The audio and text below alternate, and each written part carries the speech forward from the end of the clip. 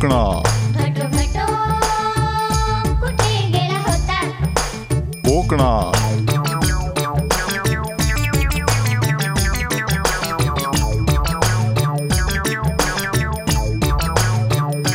कोकणातून काय आणलं अहो कोकणातून काय आणलं फणस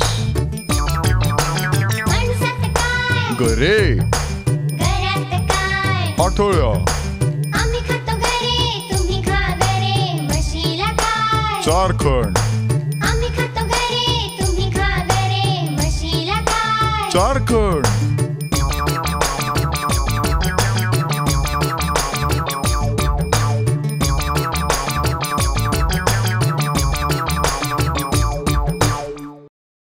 मला की नाही कोकणात जायला खूप आवडतं.